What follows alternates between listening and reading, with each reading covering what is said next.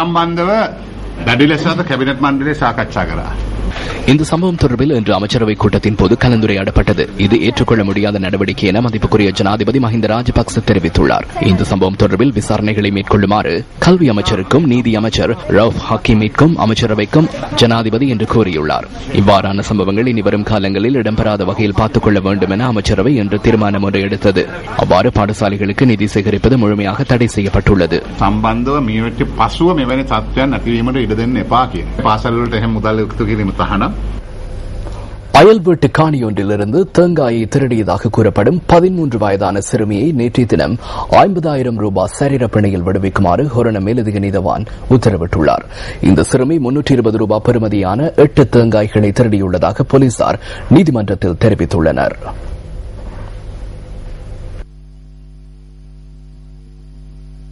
ஹொரண பகுதியில் உள்ள பாடசாலை ஒன்றில் கல்வி பயிலும் இந்த சிறுமி தான் தேங்காய்களை திருடியமைக்கான காரணத்தை போலீசாரிடம் தெரிவித்துள்ளார். பாடசாலை கட்டிடத்துக்கு தீந்தை பூசுவதற்காக மாணவர்களிடமிருந்து சேகரிக்கப்படுவதாக கூறப்படும் நிதியை செலுத்துவதற்காகவே தான் 8 தேங்காய்களையும் திருடியதாக சிறுமி தனது வாக்குமூலத்தில் குறிப்பிட்டுள்ளார்.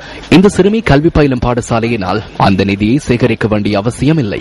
மேல் மாகாணத்தின் 11 கல்வி பணிமனைகளின் கீழ் உள்ள பாடசாலைகளுக்கு நிறப்பூச்சி பூசுவதற்காக மாணவர்களிடமிருந்து நிதி அறவிடப்படுவதாக ஆசிரியர் சங்கம் 2 மாதங்களுக்கு முன்னர் குற்றம் சாட்டியிருந்தது. மாகாண கல்வி திணைக்களத்தினால் மாகாண சபைகளுக்கு கீழ் இயங்கும் அனைத்து பாடசாலைகளுக்கும் நிறப்பூச்சிகளை பூசுவதற்கான நிதி வழங்கப்பட்டுள்ளமையினால் இவ்வாறு நிதி சேகரிப்பதற்கான தேவை ஒருபோதும் கிடையாது என சுட்டிக்காட்டப்பட்டுள்ளது. பாடசாலைகளுக்கு பூசக்கூடிய நிறப்பூச்சிகளுக்கு இந்த வருடம் நிதியை மாத்திரம் வழங்காது பாடசாலைகளினால் கொள்வனவு செய்யக்கூடிய நிறப்பூச்சிகளின் வர்த்தக நாமத்தையும் மாகாண கல்வி அமைச்சின் சிரேஷ்ட உதவி செயலாளர் தனது அறிவித்தலில் குறிப்பிட்டிருந்தார். அத்துடன் மாகாண சபையினால் நிதி வழங்கப்பட்டிருந்த சந்தர்ப்பத்தில் பாடசாலை நிர்வாகத்தினரால் மாணவர்களிடமிருந்து நிதி சேகரிக்கப்படுகின்றமை தொடர்பில் கடந்த 22ஆம் தேதி நடைபெற்ற கலந்துரையாடலில் கேள்வி எழுப்பப்பட்டது.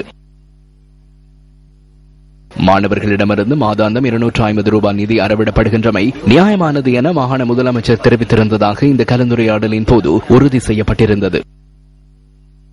எனினும் இவ்வாறு மாணவர்களிடமிருந்து கடந்த வருடம் நிதி அறவிடப்பட்ட விதம் தொடர்பில் முதலமைச்சரின் உத்தரவுக்கு அமைய விசாரணைகள் முன்னெடுக்கப்பட்டிருந்தன. இதன்போது மாணவர்களிடமிருந்து நிதி அறவிடப்பட்டமை உறுதிப்படுத்தப்பட்ட மேல் மாகாணத்தைச் சேர்ந்த 67 அதிபர்கள் அடையாளம் காணப்பட்டனர். இவ்வாறு அடையாளம் காணப்பட்ட அதிபர்களினால் சேகரிக்கப்பட்ட நிதியை மீண்டும் மாணவர்களிடம் வழங்க வேண்டும் என்பதே அதிபர்களுக்கு வழங்கப்பட்ட தண்டனையாகும். இந்த 67 அதிபர்களில் தேங்காயை திருடியதாக கூறப்படும் மாணவி கல்வி பயிலும் பாடசாலையின் அதிபரும் ஒருவர் ஆவார். எவ்வாறாயினும் மாணவர்களிடமிருந்து அறவிடப்பட்ட நிதி மீண்டும் செலுத்தப்பட்டதா இல்லையா என்பது தொடர்பில் மாகாண கல்வி திணைக்களம் இதுவரை கண்காணிக்கவில்லை. ஹொரணை பிரதேச பாடசாலைகளின் கட்டிடங்களுக்கு நிறப்பூச்சிகளை பூசுவதற்காக மாகாண சபையினால் 1,50,000 ரூபாய் நிதி வழங்கப்பட்டதாக ஹொரண வலய கல்வி பணிப்பாளர் ஒருவர் நமக்கு தெரிவித்தார். அவ்வாறான ஒரு நிலையில் குறித்த மாணவியின் கூற்றுப்படி நிதி அறவிடப்பட்டதா இல்லையா என்பது குறித்து ஆராய்வதற்காக எமது பிராந்திய செய்தியாளர் இன்று முற்பகல் பாடசாலைக்கு சென்றிருந்தார்.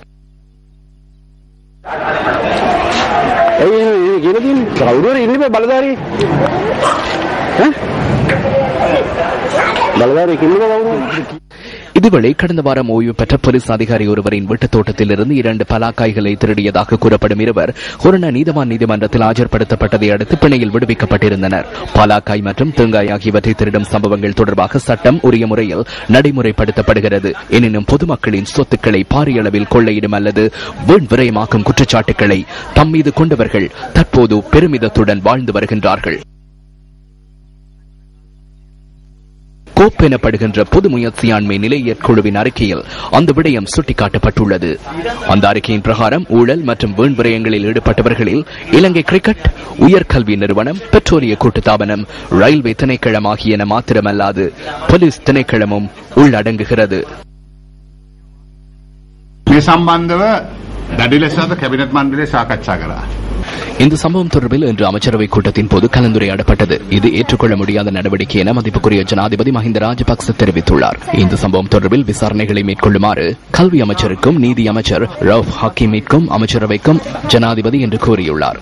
இவ்வாறான சம்பவங்கள் இனிவரும் காலங்களில் இடம்பெறாத வகையில் பார்த்துக் கொள்ள வேண்டும் என அமைச்சரவை இன்று தீர்மானம் ஒன்றை எடுத்தது. அவ்வாறு பாடசாலைகளுக்கு நிதி சேகரிப்பது முழுமையாக தடை செய்யப்பட்டுள்ளது. සම්බන්ධව මීට පසුව මෙවැනි තත්ත්වයන් නැතිවීමට ඉඩ දෙන්න එපා කියන. පාසල් වලට එහෙම මුදල් එකතු කිරීම තහනම්.